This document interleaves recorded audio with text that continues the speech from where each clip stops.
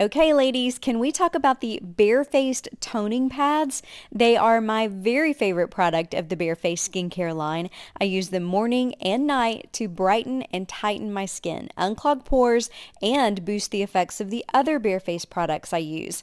These skin smoothing pads are packed with acids, antioxidants, and hydrating ingredients to tackle dullness, rough texture, and breakouts. A lot of my friends also purchase these for their teenagers who deal with breakouts. You can use our code MAMA15 at checkout and you will receive 15% off your first purchase of toning pads or any of the other results-driven medical grade skincare products offered at barefaced.com. This episode is brought to you in partnership with Shepherd Pratt, the nation's largest private nonprofit provider of mental health, substance abuse, special education, developmental disability, and social services. How much fun did we all have watching the breakout personality from the 2024 Paris Olympics? You know the one, Cheryl Nedoroscik, better known as the pommel horse guy. I will admit that I didn't even know what a pommel horse was before watching the Olympics this year. But seeing Steven win bronze was so exciting, and now he's headed to LA to compete on Dancing with the Stars. He has a great story of determination and positivity despite a vision impairment, and his mom is just overjoyed at all of the excitement. It's been such a fun journey. Let's listen in now to my conversation with Cheryl Nedoroscik. Cheryl, it's so great to meet you in person. I feel like I got to watch you in the stands in Paris, of course, as you were cheering on your son. Congratulations to your family on the whole experience and just all the positive things that have come along with that experience. What has it been like? It's been surreal. Being the only specialist to ever be named to the USA team came with a bundle of nerves being the parent. First, let me say that it's so fun because I feel like every Olympics, there's someone that America just kind of falls in love with. They end up being, no matter how they place, they're the hero of the Olympics. They're the one that intrigues everyone. And no doubt that was your son, Steven, this year. Could you have ever predicted? I had no idea that was going to happen. None of us did. I had a coworker text me during prelims and during the finals saying, Cheryl, you are not going to believe this. They have a time clock in the lower left hand corner letting us know when Steve is going to compete. And he took a screenshot of it, and we were all like, oh my gosh, they're really timing him.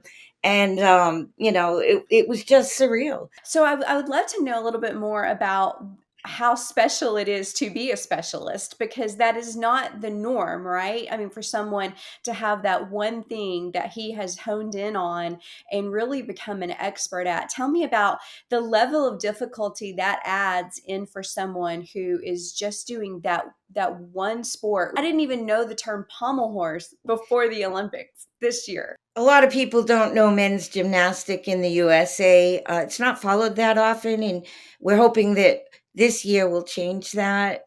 Being a specialist is extremely difficult because you have that one routine, and especially on the pommel horse, your hand could just be off a minute, and you're going to fall right off of it. You ask any male gymnast, the pommel it's a cruel apparatus because that is all it takes. And to be a specialist on that makes it more difficult, especially being the parent, because you know that that can happen at any time. People usually don't get hurt when they fall on the pommel, but what happens is you lose whatever it was you were doing's points as well as a full point for falling off. So Mm. it can be detrimental to your overall score. And Steve's there to do his thing and hopefully get over a 15. And he pretty much did that through the whole Olympics. He definitely was the man for the job, that's for sure. Tell me about Steve as a little boy. What was his personality like, and why gymnastics when he was so young? Was he one of those kids kind of climbing on everything, and you're like, we got to figure out some Yes. activity for this kid? Well, he's one out of three. The other two are girls. He was definitely a boy. He loved to tease his sisters, and he was a monkey. I mean, from the onset, he was walking when he was 9 months old. By the time he was a year old, he could go up the stairs to the second floor, shimmying the outside. He could crawl the baby gate. And then his next thing was he would grasp onto the cellar posts and climb up to the ceiling. And then what he'd do is he'd walk like a monkey up the doorways to the very top. He definitely gave babysitters a run for his money. My husband and I, we were used to it. We knew he wouldn't get hurt. He just had that rambunctious little boy. He was a lot of fun. He definitely, when he was 9 months old, he had a complete bruise on his forehead that didn't leave for about 6 months because, you know, he just kept walking into things because he was a little boy and he was rambunctious. When we got our swing set for the kids, my husband at one point, it had one of those circular type slides, and he'd put the hose on it, and the girls would be so cautious. And there's Steve crawling over the girls to get another turn doing it. He was always just a monkey. It was a lot of fun, but we knew his energy level. He needed something to get it out of his system, especially when he was going to start school. That's when we knew we were going to try to get him in gymnastics because that was definitely what he loved to do is crawl and swing and jump and just be a boy. Yeah. Which it definitely worked out in his. For sure. I'm guessing when you enrolled him into that gymnastics program that you could have never dreamed the path that would open up for him, even to compete at the collegiate level and certainly not to go to the Olympics. Well, it was a dream of ours forever. My brother used to do gymnastics, and there was this kid that was in my grade. His name was Mike Kane, and he was a very good gymnast. And he went on in the '80s and was on the collegiate end. And me and him have talked quite a bit about how well Steve has done because obviously he knows gymnastics. Right. So. When Steve started, we knew he was doing well, and it didn't take long for him to get on the team. And our gym started at level 5, and he was competing since he was like in first grade. So it was pretty interesting as a parent to go through the whole cycle, starting as a level 5 gymnast and watching him make it to 10. And by the time he was a junior in high school, he had made it to the Junior Olympic um, final. So we went down to Florida one year and then a Michigan another year. And he won the pommel horse his junior and senior year in high school, but people didn't realize he was ready to graduate. He never got invited to, go to any of the schools. Me and Steve, during his junior summer, we went on a road trip ourselves and we visited Penn State, Ohio State, Champaign, Illinois. We were going to go up to Michigan, but it got kind of exhausting. And, I actually fell in love with Penn State. It was such a you go and Gene Whetstone's name is right up on top when you walk in to the white building, and there's an opening, and then right in the center of the window was a pommel horse. And it almost was befitting to him because he was a pommel horse specialist. Randy Right, really right. sold us on Penn State. Um, and he knew Steve was going to be something. And that's why we decided to go to Penn State. When you guys knew about his vision impairment and kind of how that impacted him as a child, what were some of the difficulties that came along with being impaired? Because I think it makes his story so much more special to know that the even in his sport of the pommel horse, it's more about feel for him than it is about sight, right? Sight isn't as important with the pommels when you're at his level. It's the placing of the hands and holding your hips up and having that great circle. His sight problems we knew about them when he was a baby because his eye crossed. I unfortunately had that same issue. It's a genetic gene from my dad's side. My father had it, I had it. Stephen, there's a lot of people in our family that had the cross-eyed problem, but more importantly for him, cross-eyed means that he'll never use both eyes at the same time. but at least he has the strength in both eyes so he can pick and choose. I believe he uses one for farsightedness and one for nearsightedness. So, like catching a ball, when it got to a certain point, his other eye would kick in. So his hands are over here, but the ball's over there. So he always had troubles catching a ball and doing those type of sports activities. His other problem is we have something called coloboma, where our irises don't completely they don't, they're not all the way around our pupil. So we both have an area where there is no iris, which allows a lot of light into the eye. And since our nerve endings in the back of the eye are healthy, we're extremely sensitive to light. So Mm. that, I think, creates more problems than just using one eye at the same time. However, we can both see, it's not like the sight isn't there. It's just a different way of using your eyes. And since we both had to adjust to that at birth, it really wasn't an adjustment. It was just what we were given, and you work with that. Were there some limitations that came along with that that were a struggle for him? I know maybe not being able to be a baseball player or those types of things, but are there other limitations that you kind of had to keep him encouraged as a mom through because he did have some vision impairment? He could see enough to do everything like a regular person.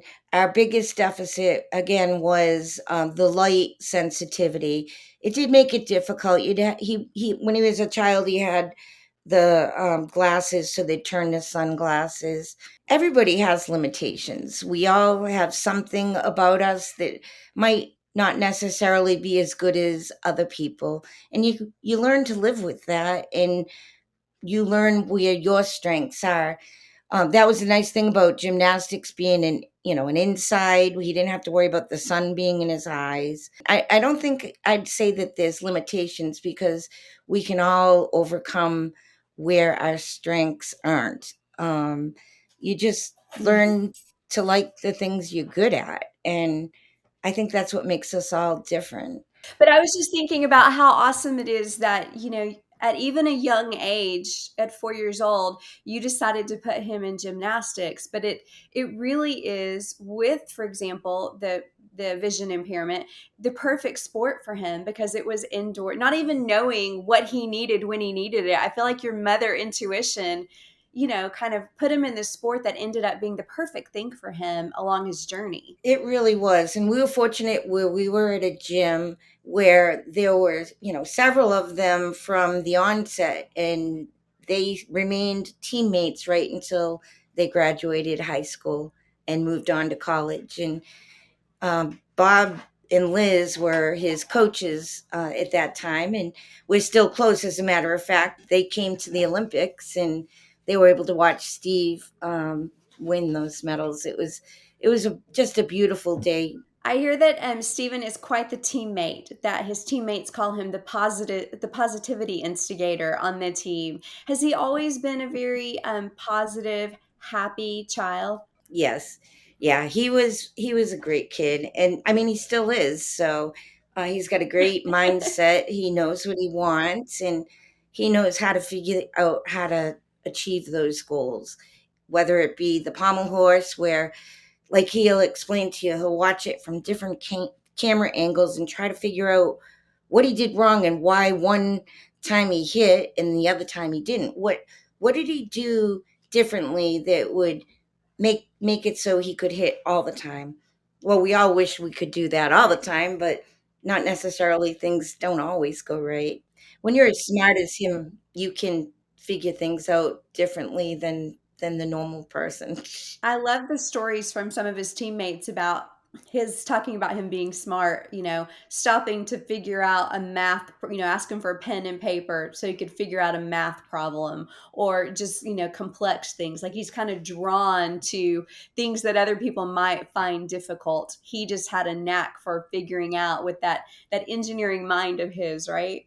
Mathematically, he is beyond most people. I remember when he was in middle school and he had started, maybe been a little before that, he started the Rubik's Cube.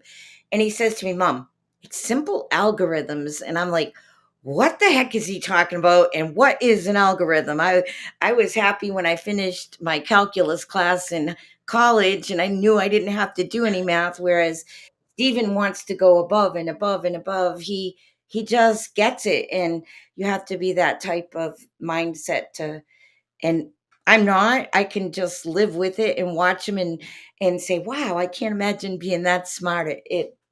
Those types of maths that most of us aren't good at. So no, he didn't get the math from me, I don't think. He did not get that from his mama, right? Did not get that.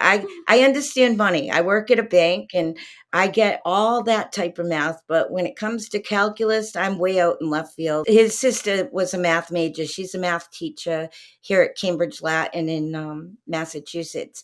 And I remember her struggling and she'd call Steve and he'd get it immediately and help her through those problems. So he just understands it and it's helped him out instrumentally in pommel horse as well as in the electrical engineering, in rocket league and doing the Rubik's cube and being great at chess. He just has a gift when it comes to that. As far as his personality, Yeah. he's always been a kind of laid back kind of kid, and he doesn't let doing great at anything interfere with being good to people. And he'll always coach, whether it's a child or it's his teammate. He'll see something that somebody's doing wrong on the pommels and he'll help them correct what they might be doing wrong so that they can get to the next level. And it does seem like pommel horse specialists are kind of a clique of their own. They all seem to have that mathematical skill and see things that most of us don't see.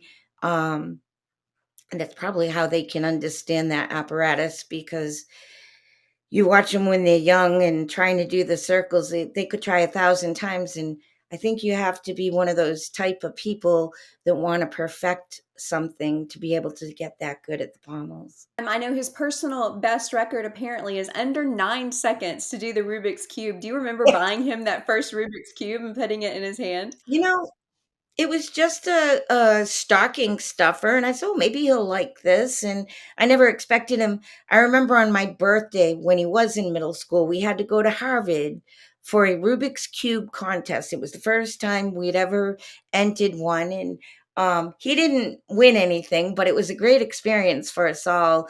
And that's, I think, when he could see how great when people are doing it under 10 seconds. That's when he decided to really up his game and learn different algorithms to do it quicker and quicker. And then you get the special Rubik's cube where you can flip it quicker than the ones you usually buy in a store. It's got special inside, so I don't know, but once he decided to use those, he got really quick, and he just likes to perfect it. And sometimes you mix it up, and he won't do as good because his mind's elsewhere while he's trying to do it, but usually he'll do an extremely good set. And we all just watch him in awe because, we can't do that. You know how I solved the Rubik's Cube when I was a kid? I'd peel the stickers off. And that's how I got the Rubik's Cube done. I certainly didn't know how to do it, Three, but two, one. I love hearing from those of you who have tried and love the Coat Defense Daily Preventative Powder that we use on Tucker, our golden retriever. There is nothing like this product in the stores, and let me tell you, it works. It truly is a game changer when it comes to keeping his coat clean and fresh. This powder acts as a dry shampoo on Tucker, and it repels dirt and eliminates odor. He stays cleaner and fresher, and I'm a happier dog mom thanks to Coat Defense. Try it out and let me know what you think. You can visit coatdefense.com and receive 15% off your purchase with the code MAMA15. We hear a lot about why it is so important to diversify our savings and investments, and I'll be honest with you, there is so much I'm still learning. Recently, I was introduced to the opportunity of investing in precious metals, including gold. Through American Independence Gold, you can invest at some of the lowest rates in the industry. They offer IRA storage, or you can choose to keep the gold yourself. Plus, account fees are covered for a lifetime. I also love that American Independence Gold has a buyback commitment. This gives you confidence that your investment is liquid if you need the funds for whatever reason. This faith-driven, veteran-owned organization with more than 20 years experience in helping people protect and grow their investments is offering a 5-gram gold bar with qualified purchases. What does it hurt to learn more? Just visit momslovegold.com and you will be connected to a client relations expert. They can offer top-notch service and expert advice. Okay, so I have not watched a whole lot of Dancing with the Stars, but you better believe I will be this season so that I can watch Steve on Me there. too. Oh my goodness, what an exciting invitation. How did that come about? I don't know, cause it had to do with his age, and I guess, it certainly had nothing to do with me. He just let me know one day, "Mom, I'm gonna be on Dancing with the Stars." I'm like, "What?" He's never danced a day in his life, so I will be just as intrigued as everybody else to see how he does. He picks up on things quickly, so I'm hoping that he'll pick that up as well. Um so I'm just as excited as you to see how it all unfolds. Unfortunately, I've used all my time off, so I'll be just like you watching it on TV and probably trying to FaceTime him afterwards to see how he felt and, try to experience some of that journey. I do have an aunt that lives out in Santa Monica, and my daughter just moved to LA at the beginning of June. So he does have family out there, and Tess and Kushu are with him. So I know even though he's not at home in Sarasota, he'll feel right at home. What has it been like for them to be on this journey with Steven? And really just for the Oh, whole family to. we are all just when he got chosen, the girls are like, we have to go, and um we made a great trip out of it for the family. Luckily, the final was Saturday and we were there to Tuesday. So we had a few days to spend in Paris with Steve and enjoy some family time. Everybody was telling us how he blew up. We could see it on the internet, but I didn't expect to come home and everybody know my last name, and they'll come into my office and they're like, "Oh my God, are you related to Steven?" And I'm like, "Yeah, I'm his mom." And then, everybody, I don't care what walk of life you were from, it seemed like everybody knew him. And what was super cool was everybody being able to say Nedoroscik. It's not a name that comes off usually in the way it's pronounced. We usually get Nedorsic or something like that. We have family members all over the country, and that's what they're all, boasting. Hey, everybody knows how to say our name now. I mean, we always knew when it was a telemarketer. Maybe not Yeah, so yeah. much anymore. I know, and there's no denying that you're related to him because there's probably not a whole lot of you guys out there, right, with that last name? No, there isn't. It definitely is. Yeah, it's not a name that people hear of that often, but now he's made it known to the whole world. So hopefully that'll continue for another 4 years at least. And who knows, maybe 8. Yeah, yeah, he might ought to get used to LA out there for sure. Yes, we hope. We just want this ride to continue, and for everything that's wonderful that's happened to him to continue. He's a great guy, and um, I'm glad that his personality shined and made the whole world realize what a great guy we have in our family. Oh, that's so sweet. What is it about Steven, would you say, that is always up for the challenge? Because I see that, either in his personality through gymnastics or even not shying away from an offer to do something like Dancing with the Stars. Like you said, he's never danced a day in his life, but he's up for the challenge. I think he wants to be not a perfectionist, but he likes to dabble in all sorts of different activities, whether it be at school or using his athleticism to try this dancing. He likes to experiment and just to perfect what he's trying to do, and he's game for anything. Unless, of course, it involves sun in his eyes, then he's not so wild about that. Yeah, I'm surprised he chose Florida to live.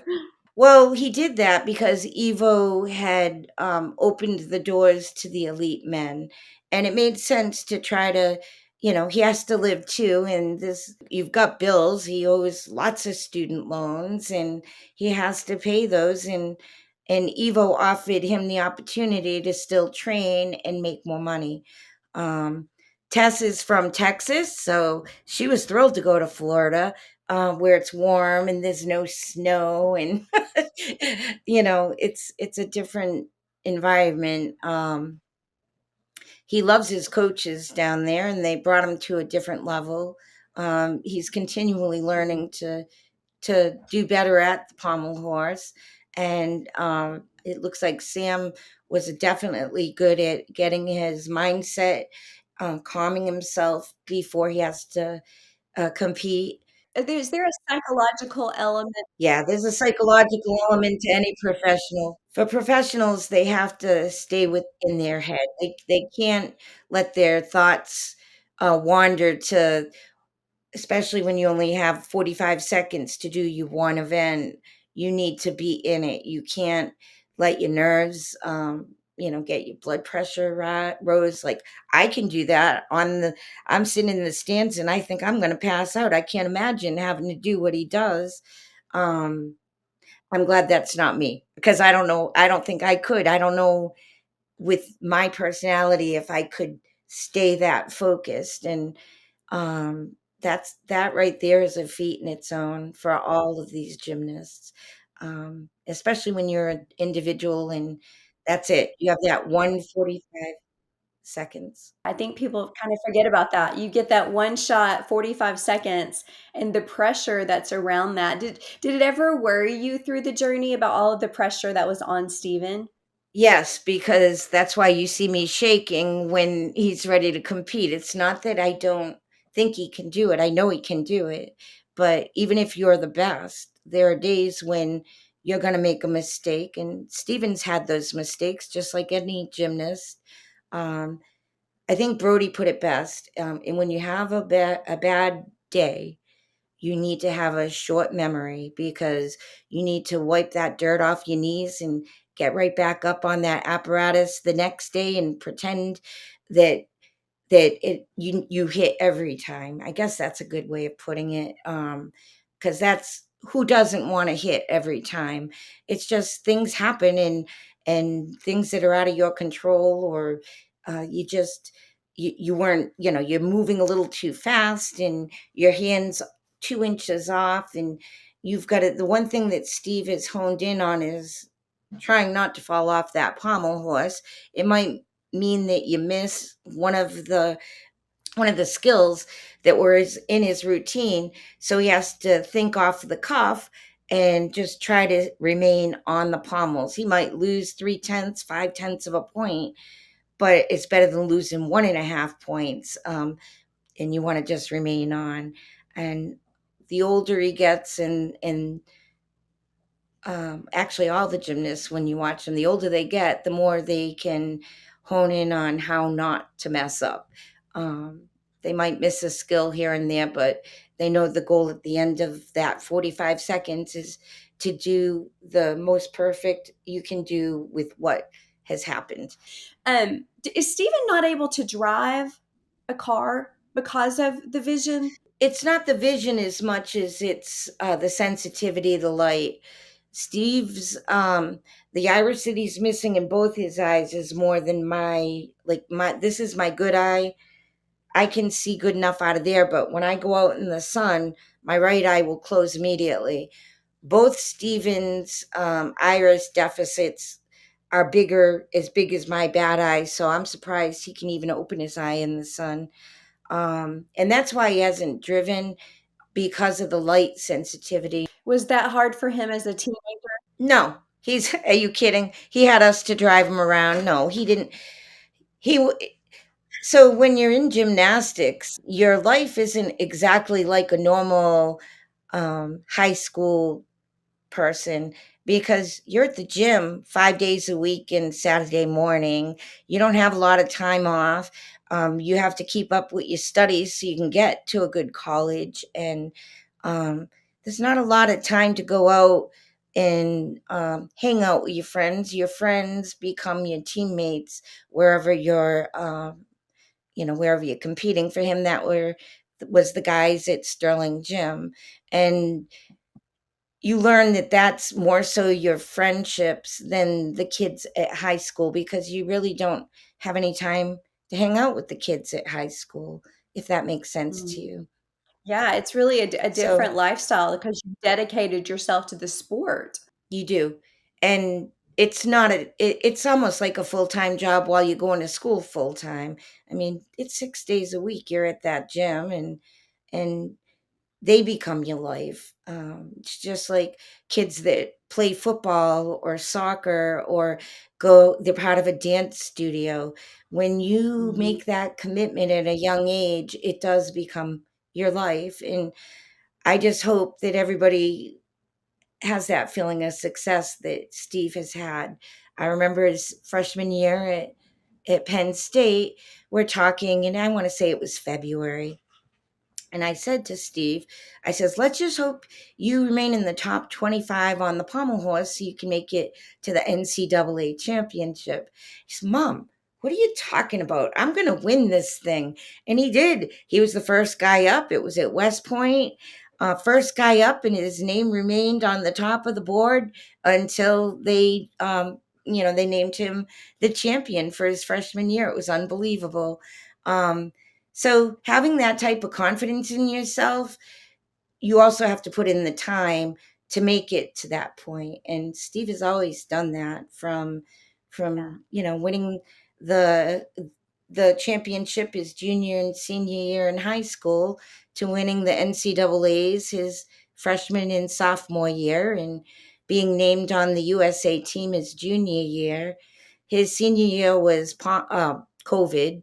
That was not a very good year. He was out in the Mid East, and they had said we had to be back in 2 days. So Team USA got him and his coach out and got him back. And that was the end of that season. He stayed at Penn State and kept training. He couldn't train at the gym, but he trained in his apartment and figured out all sorts of ways to get the time in, and probably perfected a lot of different moves in that time too.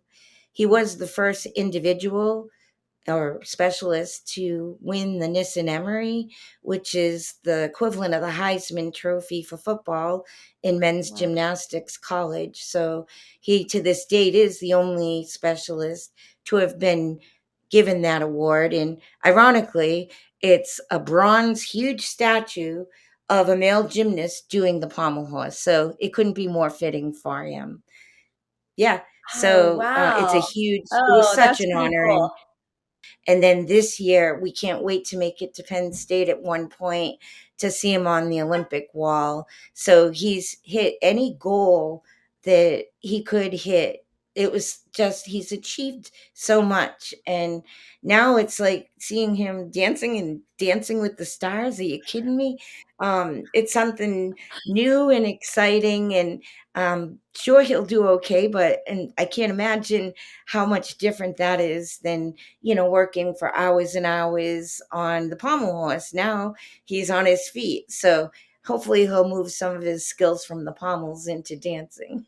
Oh, I have a feeling he will. It's gonna be so much fun to watch, and I've really enjoyed getting to know you this morning, and I just really appreciate, learning about someone who had a goal and had the confidence to achieve it, and do you think he got that confidence from his mama? What would you say he got from his mama? I would say he got the confidence from me and my husband. We've always allowed our kids to do what they wanted and to work on their strengths. They're all different, and we allowed them. They could wear their hair the way they want. I wouldn't let them dye their hair when they were kids, but if they wanted it short, they could have it short. If they wanted it long, they could have it long. If they wanted to study math, they could study math. And I have one that was an English major, so we always allowed our kids the space to decide who they were. We put good morals in them for being kind to other people and to work hard. Those are two things that we find incredibly important. Um, I think both of us were always good at letting them be kids too. I think that's Mhm. important. We let them run around and get their energy out, and hopefully, get tired when they should at night to fall asleep and start the whole next day. A good night's sleep is always important. Um, I think that I think we taught our kids to just be happy and to work hard at whatever it is they wanted to work at to be the adults they are today. And we couldn't be more proud of our kids. And we hope people see the good in them. Like people saw the good in Stephen, and that's really who he is. He is very humble, and he doesn't um he just tries really hard and always tries to better himself. So let's hope this experience shows him he's a good dancer too. Yes, absolutely. I think we're all gonna be really surprised at how good a dancer he is, I have a feeling. Just purely because of his work ethic. He's gonna work to get it right, right? He definitely You is. may have a mirror ball to put next to the bronze medal. Wouldn't that be super cool? He's got to work on his whole. Since he moved down to Sarasota, he had a place where he stored all his awards, and since they moved there, they haven't put them out. But he says now he definitely has to get a new cabinet to show everything off, and that would be super cool to have that ball there with everything else. Oh my goodness, it'd be awesome. Okay, well, I can't wait to watch it. It's been so fun to talk to you. Congratulations to your entire family. It's not just Stephen on the journey, it's all of you, and I'm so happy for you. Thank you, Jennifer. We couldn't be more proud, and it's we just can't wait to continue on. It's like, just don't pinch me. Let's continue this dream, and let's see him win the dancing too. Get that ball. Bring that home, Steve. We're going to speak it into existence. I loved Cheryl's positive energy and the emphasis she and her husband placed on raising happy and hard-working kids.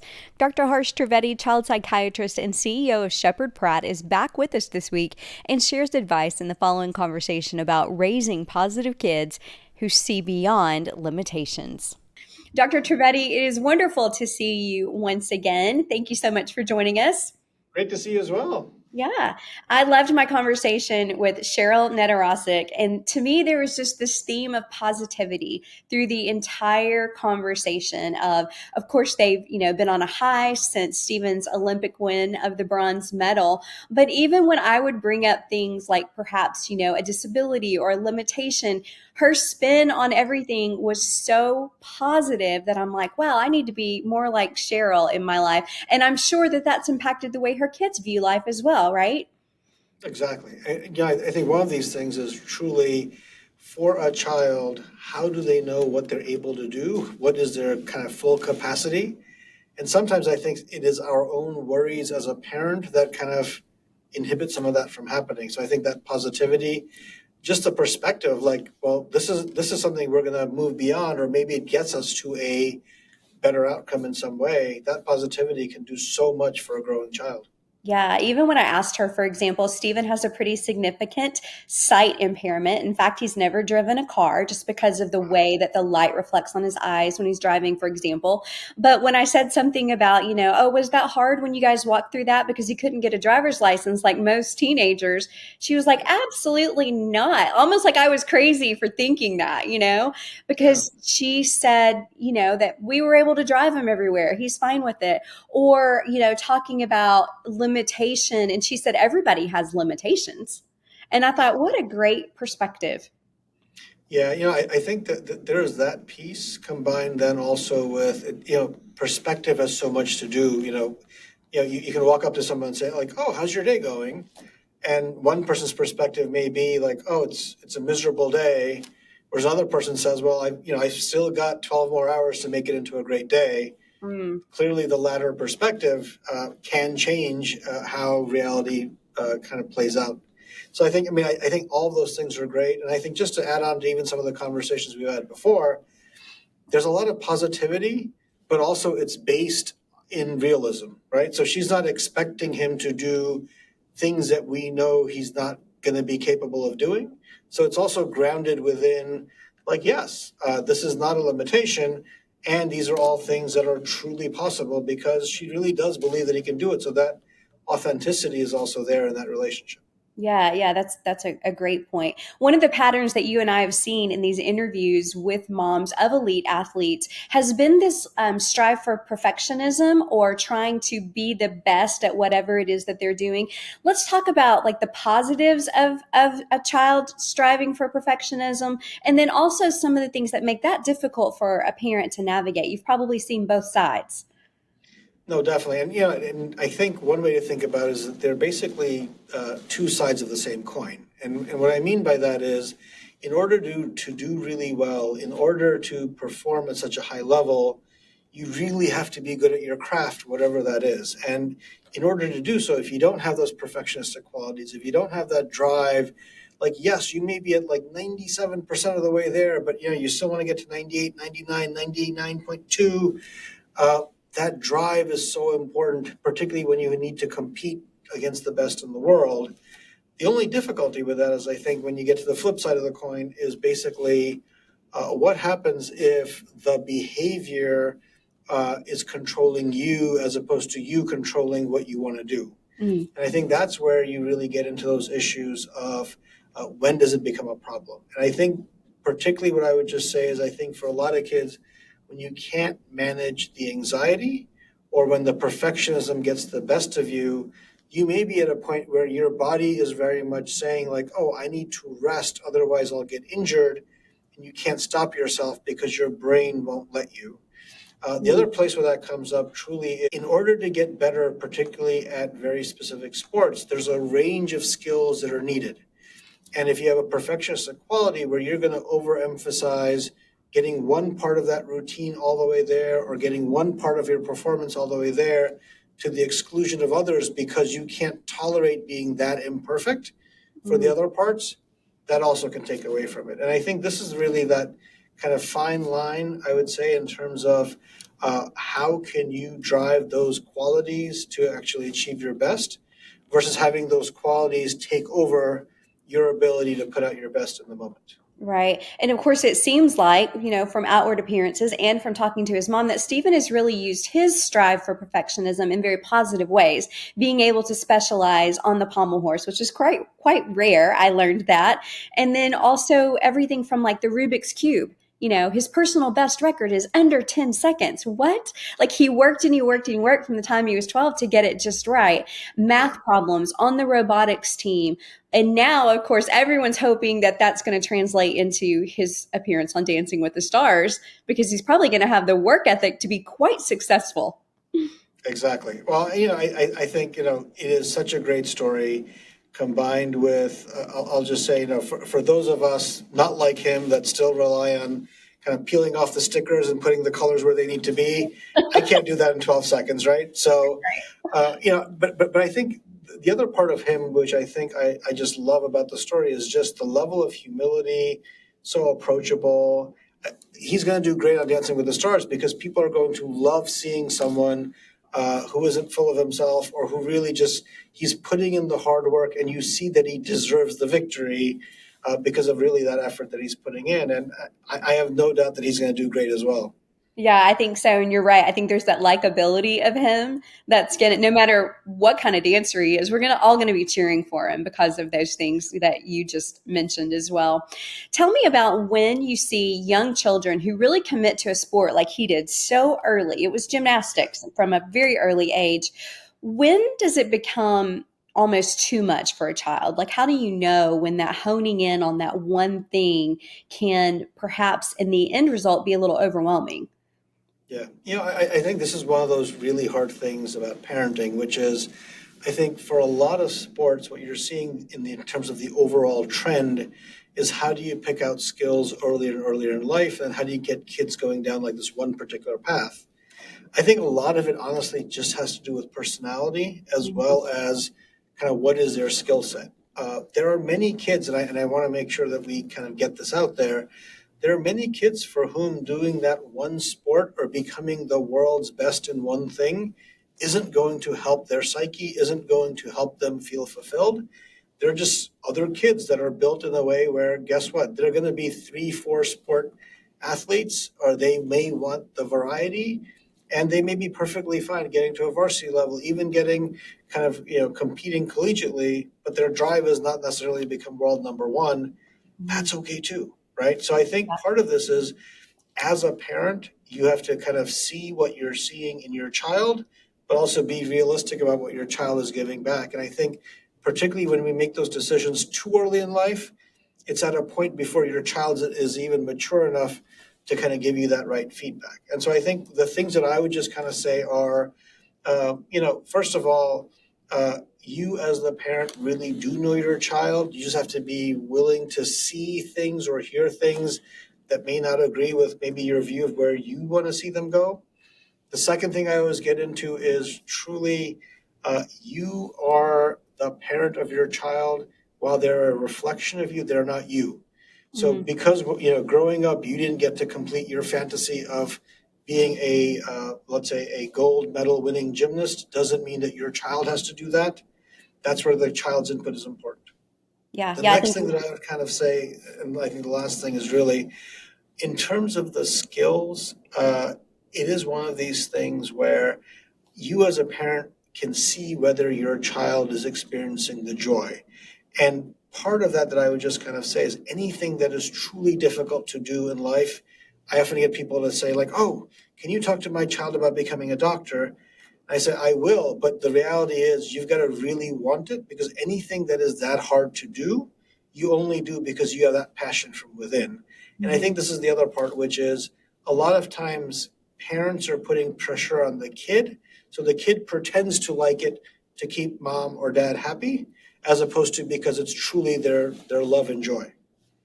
I've seen that way too many times, with kids who played travel ball or something, or a dad, for example, who was way more into baseball or football than the kid was, and you noticed it, you could tell, am I hitting a Yeah, sensitive exactly. spot? I know. So, it's funny that you mentioned the dads. I mean, we have to include them every once in a while on the Got It From a Mama podcast, right? Exactly. Exactly. No, it's definitely true. Finally, I wanted to leave us with this. One of the things, and it's funny because there were memes created and all kinds of things that went around, but it was about Steven's calming techniques because, people kind of joked that he literally looked like he was napping right before he competed. He would sit in that chair and just, zone out, the eyes closed, and like who could be that chill and calm right before they're about to have the biggest competition of their life in the world. And he seemed to master that. But his mom talked about how his calming techniques were very important to him. I'm wondering if you have some more practical advice for just parents to maybe help their kids walk through a high stress situation. It may be right before they pitch at a game or right before they do anything that really matters to them. What are some basic things that might even help us? No, definitely.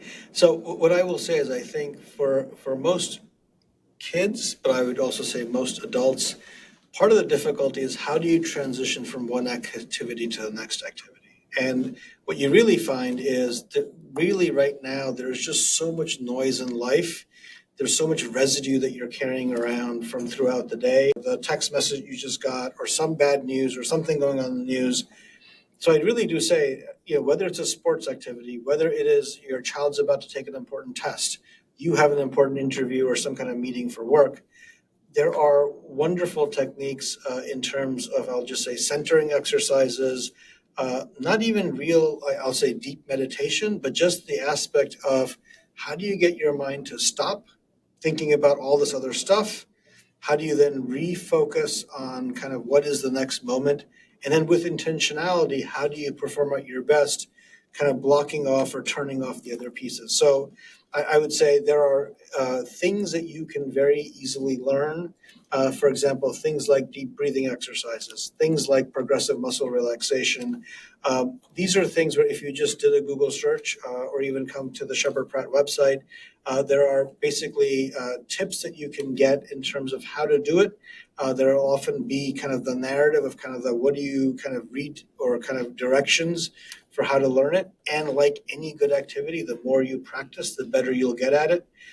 There are folks that literally, in the middle of an incredibly chaotic situation, they know how to center and get themselves to calm down. And that's, I think, what you see in a lot of those situations is, The folks that have practiced it well can do it anywhere, including when every camera is on you in front of a world audience right before an Olympic performance. Yeah, that's great advice, and I think it's helpful for all of us, whether it's kids or we all need to have some sort of, I guess, practice that we do before those big moments like that that can create the physical symptoms of stress for sure. What we'll do is be sure that we link to the Shepherd Pratt website to where they can find those resources, along with all kinds of information about mental well-being and all the wonderful things that Shepherd Pratt does. So we appreciate that. Once again, it is great to talk to you. This was certainly a fun episode and looking forward to more. So thank you so much, Dr. Trivedi. Thank you so much for having me, and what a wonderful interview.